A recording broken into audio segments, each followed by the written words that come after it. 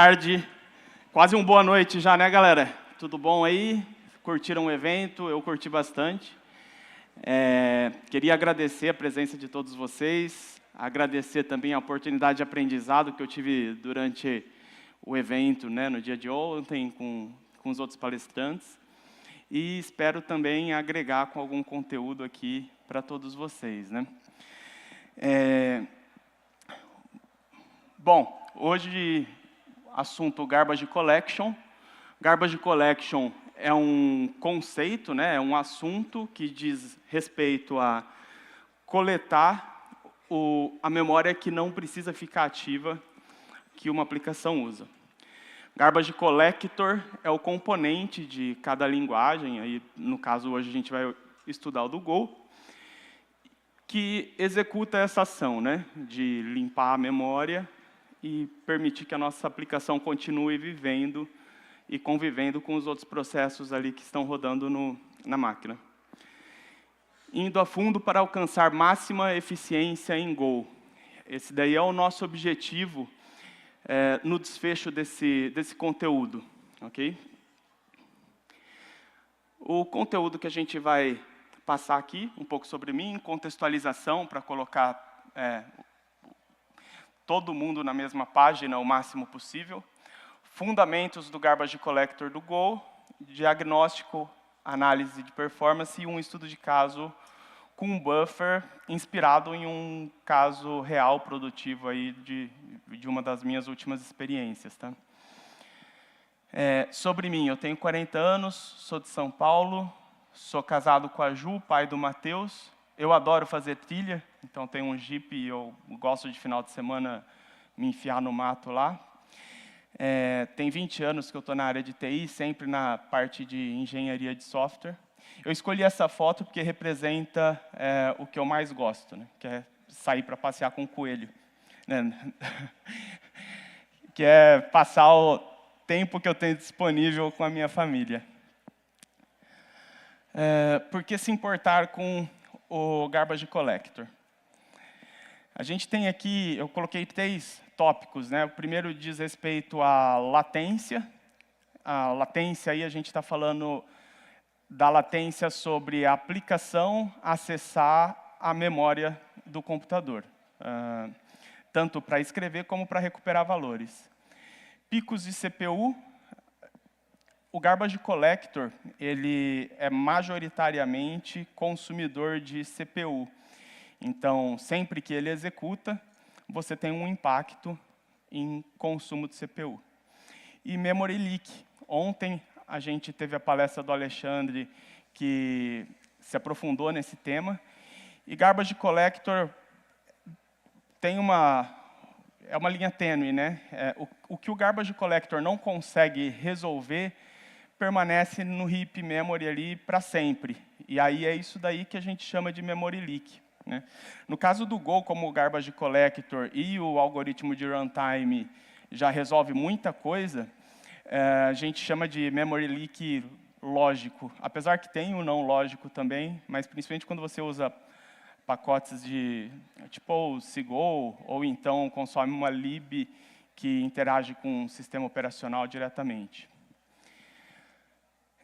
E aí aqui eu trouxe logo de cara, porque parece meio fora de contexto, dado que eu não expliquei nada muito a fundo ainda, logo de cara eu trouxe um código que vai deixar de forma muito objetiva o porquê a gente deveria se preocupar bastante com como o Garbage Collector funciona, no caso do Go, da stack que a gente escolheu como a principal stack aí que a gente vai trabalhar, né? No caso vocês, todos nós. Esse código aqui ele é bem simples e a função main, ela inicia uma struct, aquela struct que tem lá no começo do arquivo, a myStruct, e ela passa, a myStruct tem um array, né? Um array grandão aí, e ela passa para essa segunda função SumValues, que vai fazer a soma dos valores que tem no array. Isso é só para exemplificar, obviamente. E uma coisa que vocês podem notar é que quando eu passei myStruct para SumValues, eu não passei a referência, não passei, né, o e-comercial ali, a instância em si. Eu passei o próprio dado. Isso vai forçar some values criar uma cópia de um objeto, né, que eu já tenho na memória. Estou falando de um objeto de dado. Tá? Então, esse código é um pouco polêmico. E qual que seria uma versão que a gente costuma ver desse código? Na linha 10, eu troquei a assinatura da função, então eu passei a receber uma referência de MyStruct e eu retorno também uma referência de MyStruct. E na linha 21, eu estou iniciando, ali no main, uma instância de MyStruct. Essa segunda versão de código, ela não força some values copiar o valor, né, criar uma cópia desse valor. Então, some values pegaria só a referência, que é o endereço da memória em que esses dados estão, e ele poderia trabalhar com a referência. E aí eu queria pedir a participação de vocês. Eu não vou pedir para ninguém explicar. Quem acha que passando a referência é um código mais performático, levanta a mão. Bastante gente. Quem acha o contrário? A resposta é justamente essa, depende. Estou brincando. Para esse exemplo aqui, que é para fins de estudo, né? O código que não passa referência é mais performático. É mais rápido, some values, criar uma cópia da struct na memória. Por quê? Porque quando ele faz isso, ele faz na stack memory. A stack memory é muito rápida. É muito mais rápida do que buscar um dado que está na heap memory. Porque para começar, ela é LIFO. Então, a some values mesmo, a própria função, gerencia o que ela está usando. E ela faz isso na stack. E aí é como pilha. Ela coloca o valor e tira o valor. A hora que acaba a função, ela já mata aquele pedaço de memória. Enquanto que, passando a referência, ela não vai fazer isso. Esse serviço de gerenciar heap memory vai ficar para o garbage collector. Para falar isso com segurança para vocês, eu não estou falando para nunca passar referência. Né? É óbvio que vai ter os casos que você quer garantir o estado da struct e vários outros. Né? Depende do tamanho, enfim. Para falar esse exemplo com segurança para vocês, eu fiz o benchmark. E a parte de cima, que está em verde, é o código que não passa referência, que força some values fazer a cópia. Você percebe que, em média, ele rodou em 76 nanosegundos por operação, contra, passando a referência, 375 nanosegundos. É bastante diferença, é nanosegundo, não tem um impacto muito relevante nesse cenário, mas dependendo da sua escala, do throughput, do tipo de solução que a sua aplicação resolve, impacta. O código sem referência não executou nenhuma vez o garbage collector. Então, nada do seu CPU foi utilizado para a execução do garbage collector. Já a referência aloca no heap memory, e isso, consequentemente, fez o garbage collector executar 800 vezes. Zero alocação de heap no código sem referência, e 896 bytes de heap por operação no código passando a referência. Era isso daqui, só para deixar bem objetivo. Por que a gente precisa entender garbage collector? Porque faz diferença. Né? Antes de coletar, é preciso entender. E aqui vamos para a parte da contextualização que eu falei, né? Que eu comentei. Como a aplicação usa a memória? A gente tem a instância da sua aplicação e a gente tem duas memórias ali. Né? É memória RAM, os dois casos, mas o compilador divide de duas maneiras diferentes, stack memory e heap memory. Stack memory é tudo que o compilador consegue prever quando vai ser usado e quando não precisa mais ser usado. Aí ele joga lá, na stack memory. Como eu disse, ela tem uma velocidade de cache, ela é LIFO, o runtime ali, durante a execução de uma função, ela aloca e logo mais ela já tira o primeiro elemento que tem, ele já limpa. Go-routines ficam na stack memory, né? Funções ficam na stack memory, a gente vai se aprofundar. E heap memory tem todo o restante. É um pedaço de memória dinâmico. E aí você imagina assim, que quando o compilador não entende se determinado objeto na memória pode ser excluído, ele joga no heap memory para deixar ele lá guardado, né? A gente vai entender na prática esse conceito aí, né? Qual que é a decisão dele, como ele faz essa decisão. Como funciona o garbage collector do Go, né?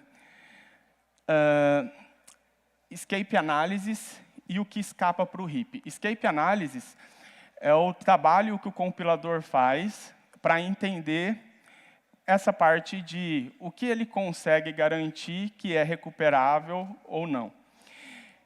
E, basicamente, é tudo que escapa do próprio escopo. Então, a gente tem lá ponteiros retornados de funções, variáveis capturadas por closures, interfaces e N são referências, né, para valores primitivos, slices, maps, quando você usa o new, você está criando uma referência também. Mas não é só o fato de ser referência que faz ir para o heap. A função que cria a referência, se ela retorna essa referência, é aí que vai para o heap. Porque lembra que eu falei, a função ela gerencia os próprios valores na memória, na stack memory. Só que aí, imagina a função, aí você declara lá uma variável x e retorna um ponteiro de x. Essa função que fez esse retorno, ela consegue saber quando quem chamou ela vai usar o valor que ela retornou? Ela não consegue administrar esse ciclo de vida desse dado. Ela não sabe quando ela pode encerrar. E aí é por isso que vai para o heap memory. Esses quadradinhos aqui representam heap memory.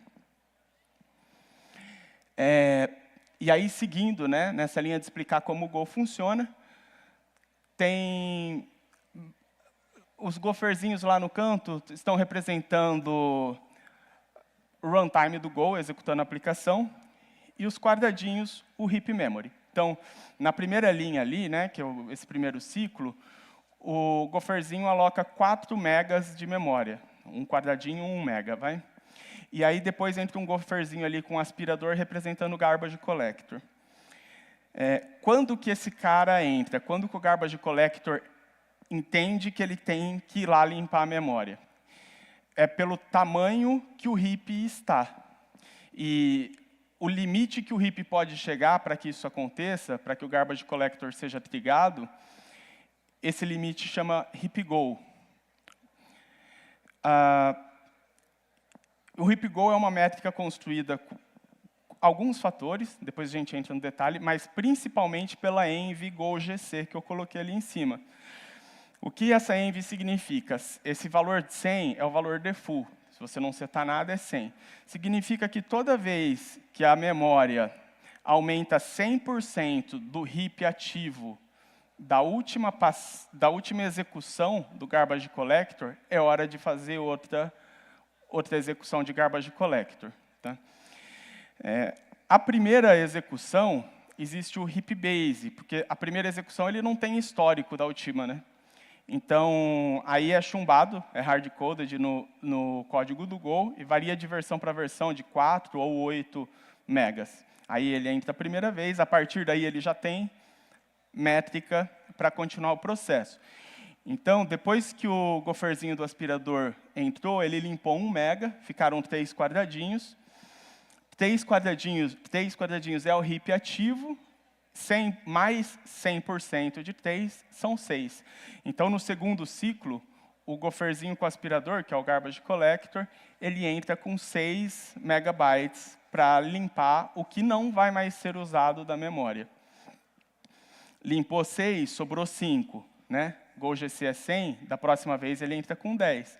Aí ele pode diminuir também o heap ativo. Então, por exemplo, nessa última linha, o runtime alocou 10 megas no heap memory.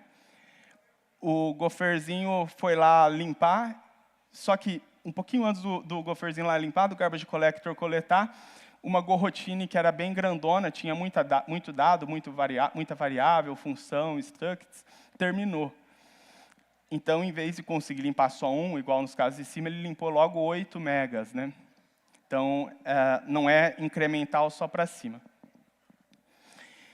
Vamos colocar uma lupa em cima do goferzinho com aspirador, do castorzinho com aspirador, para entender como que funciona esse momento, né? E aí a gente entra nas fases do ciclo do garbage collector, e a importância de entender essas fases é entender o porquê que ele impacta a performance da aplicação. Ok, explicando também esse slide aqui, ele é o mais poluído aí da minha apresentação. O retângulo azul, que está mais vertical, né, que é a parte do meio ali, está representando stack memory. Então, você vê gorrotine 1, gorrotine 2. Tá? As gorrotines elas ficam na stack memory. Dentro de cada gorrotine, como se fossem filhos, estão associadas a ela, tem os frame stacks, stack frames, e cada um para cada função. Então, a primeira ali, por exemplo, da gorrotine 1, todo mundo sabe, é onde roda a função main. A função main chama credit user, tem o stack frame do credit user também. O que cada stack frame guarda sobre sua função? Nome, os parâmetros que ela recebe, o tipo de retorno, as variáveis locais que ela cria, e também structs que ela cria, qualquer outra coisa que precise ir para a memória. Aqui a gente vê que credit user pretende retornar uma struct que chama o user, né? Essa struct, credit user, vai retornar para main, no nosso exemplo imaginário de código. A gorrotine está aqui só para complementar o exemplo, que aquela nfunc ali retorna um ponteiro de x, tá bom? Esse quadrado representa o heap memory, e tricolor mark and sweep é o tipo de algoritmo do garbage collector do Go, não só do Go, mas de várias outras stacks. Tá? É um tipo de algoritmo clássico. Mark, porque ele vai percorrer o heap memory marcando os objetos que ele entende que ainda precisam estar vivos, que ainda serão acessados, que ele não pode apagar. Depois que ele faz a marcação, ele sabendo, né, todos que ele não pode apagar, ele vai lá e apaga o restante. E tricolor, por quê? Porque cada pedacinho da memória tem metadados sobre esse próprio dado. Então, se faz analogia com 3 cores, preto, branco e cinza, para dizer respeito a esses metadados que são status de cada pedaço da memória. E é isso, acho que por enquanto. A primeira fase do ciclo é o GC Start. O GC Start, o que vai acontecer? Esse STW que tem ali no GC Start é Stop the Word. Ele faz uma pausa absoluta no processamento da sua aplicação. Então, tudo que estava processando, ele para. Para quê? Para que ele possa olhar para o stack frame, olhar os retornos e saber se o que está sendo retornado de cada função é uma referência e não um valor real. Porque se for uma referência, indica para o garbage collector que esse cara está no heap memory. E é isso que ele está procurando. Ele está olhando para a stack e procurando no heap memory o que pode ser usado no futuro. Esse stop the word, que é o momento que ele para a aplicação, é uma parada praticamente imperceptível e serve para quê? Para o runtime não modificar, não fazer mutação nas referências. Tá? E aí entra um ponto. Bom, ele para a aplicação, já é um ponto. Mas essa pausa é microsegundos, tende a ser imperceptível. Só que você imagina um cenário que você tem 50 Go routines lá, você já parou 49, o Garbage Collector já parou 49. Sobra uma que está processando uma criptografia. Ele não pode parar ela no meio. Então, as 49 paradas, fica esperando aquela uma que ainda está processando chegar em um estado que possa parar. Tá? Então, é microsegundos, insignificante, mas dependendo do seu código, também pode tomar uma outra proporção. Depois, é um breve momento esse stop the word, e aí ele marca as raízes dos objetos que ele encontrou lá na stack, que são os dados que estão escapando do próprio escopo. Aqui, no caso, as raízes são user e x. E aí, beleza. Terminou essa fase, essa primeira fase do start com stop the word, entra numa fase concorrente, e ele vai continuar fazendo a marcação no heap memory. Essa fase, ele vai procurar pelos filhos das raízes que ele acabou de marcar de cinza, né, que é user e x. E aí ele começa a percorrer essa estrutura de grafo. Né? Um ponto aí é que, durante essa fase, dependendo do tamanho do heap memory, o Garbage Collector vai possuir até 25% do seu poder de processamento. Não é que vai ser 25, pode ser 25. Tá? Então, se tem muita coisa para coletar, para marcar, ele vai lá e vai ocupando o CPU. E aí você imagina, né, numa conta bem básica, se você tem 4 Go routines, o poder computacional para uma delas, de CPU, vai estar dedicada ao Garbage Collector.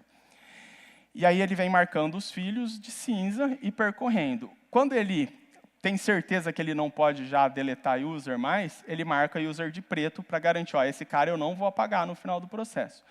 Marcou o x, que é a raiz, aí ele continua percorrendo. Entra, marca o filho de cinza, volta para o pai e marca de preto. E assim por diante, até chegar no final. Essa é a fase concorrente.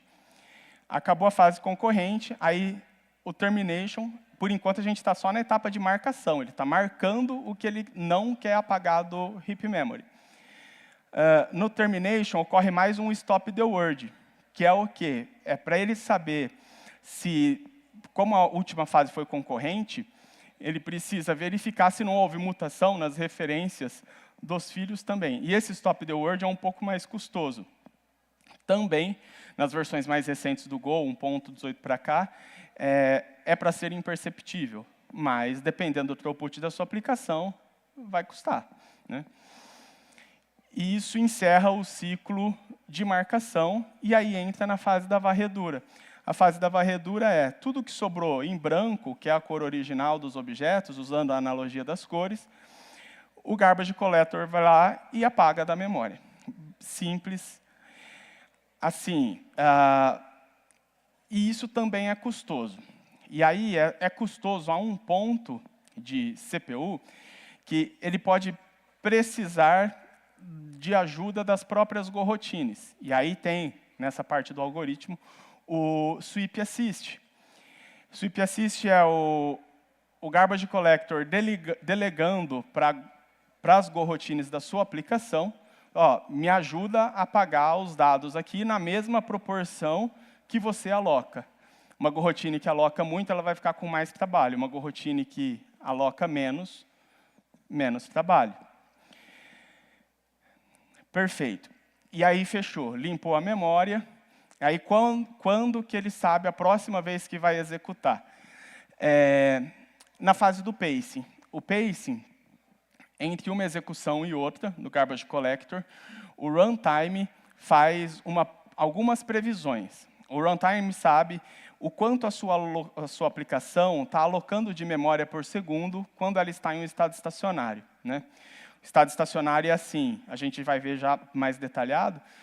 Sua aplicação começa, então ela começa a subir tudo que ela precisa, acessar tudo que ela precisa, se comunicar com porta do sistema operacional e assim por diante, chega um momento que tudo para e ela está vivendo só dedicada ao propósito dela. Se é uma API, ela está vivendo só para receber requisição. Se é um worker, se é um consumer de uma fila, ele está vivendo só para aquilo. E as aplicações nessa fase, elas tendem a ter uma alocação constante. E aí, o algoritmo consegue fazer essas previsões com base na média de alocação por segundo. Então, ele calcula mais ou menos o momento que vai iniciar o próximo execução, junto com a métrica do GC. Ele ajusta o ritmo das marcações, ele prevê o tanto de recurso computacional também que ele precisa. Garbage Collector Tuning. Existem duas formas de você mudar a configuração da execução, que é ou pela env-go GC, ou então pelo pacote runtime.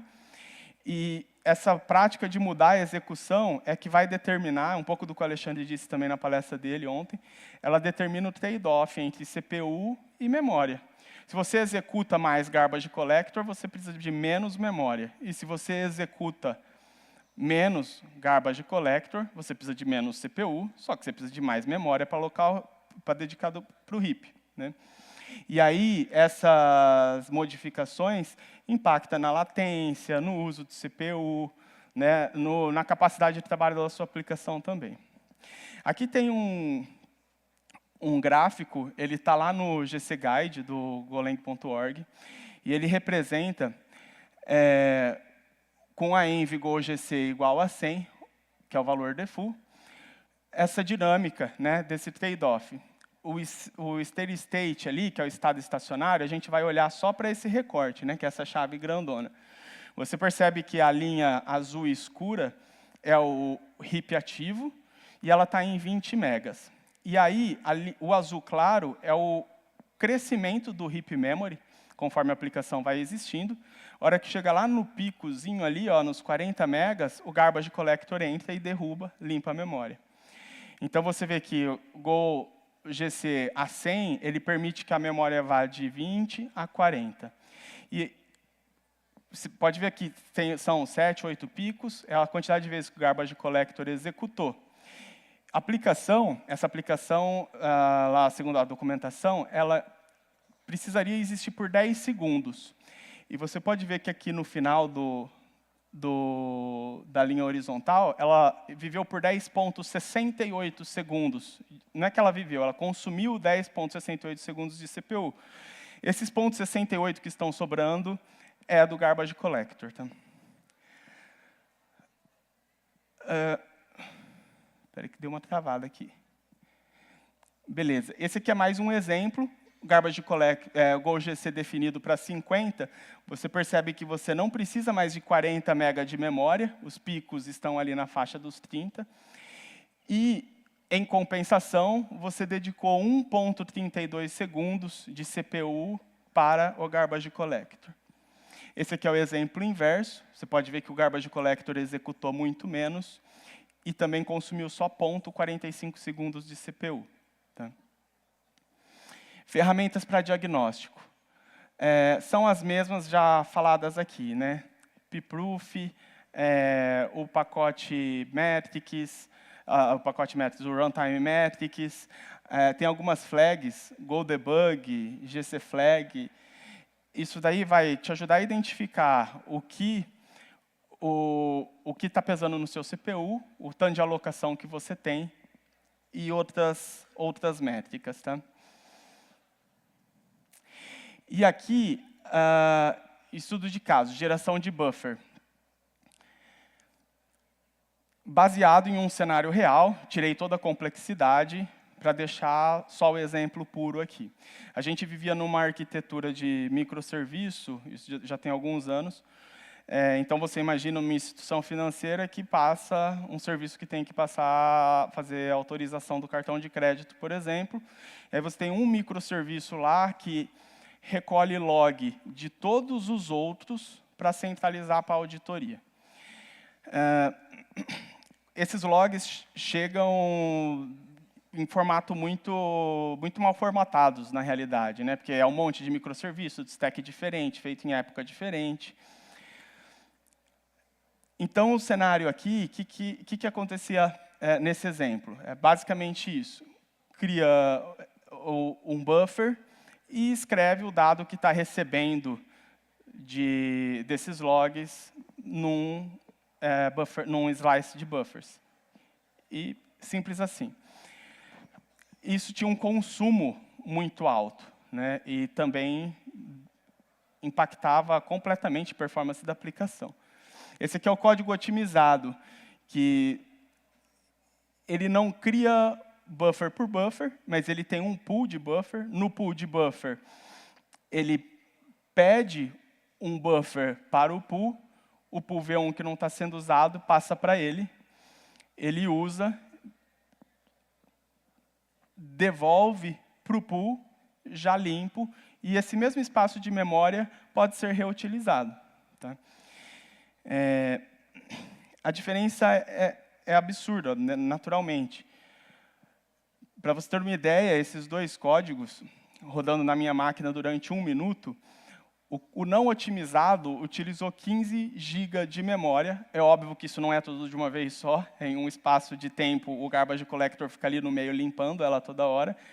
Mas você imagina o trabalho que o Garbage Collector teve para limpar 15 GB de memória em 1 minuto, né, por exemplo. O segundo código, no mesmo tempo, aloca 544K. E aqui é o uso de CPU, tá? Aqui eu estou usando o FlameGraph do Piprof. Foi medido durante 30 segundos a execução desse exemplo aqui, que é um for, né, infinito. Durante 30 segundos, ocorreu 9,84 segundos de uso de CPU. Ele aglomera, né? Tem uma interpretação da métrica, é óbvio que o CPU estava sendo utilizado, mas para outras coisas, para lidar com o sistema operacional. Né? E o que mais chama atenção aqui, esse é o código não otimizado, tá, pessoal? De 9 segundos, 40% foi usado pelo Garbage Collector. Não sei se vai dar para ler daí, mas todo aquele quadrado vermelho, ó, runtime, GC, background marker work, system stack, background marker work função 2, garbage collector dry, enfim, tudo ali que está naquele quadrado é garbage collector e aqui nesse quadradinho também, que é o sweep. Óbvio que ele concorreu, né? Ele não ficou, tipo, 40% da aplicação sem processamento, porque o Garbage Collector estava usando. E aqui nesse cenário do código otimizado, 3,77 segundos só, e não tem nenhuma referência ao Garbage Collector, porque não teve alocação de memória relevante. Né? É isso aí, galera. Eu fiz uma conclusão aqui para a gente, e agora daqui para frente, né, a gente ter em mente, pensar nas alocações que a gente faz, pensar quando a gente vai mandar algo criado dentro do escopo de uma função, retornar isso para refletir, dependendo do throughput da sua aplicação, fazer um benchmark, fazer um teste, para não ter que resolver em produção depois. E também saber que tem ferramentas para fazer esse tipo de análise. Né?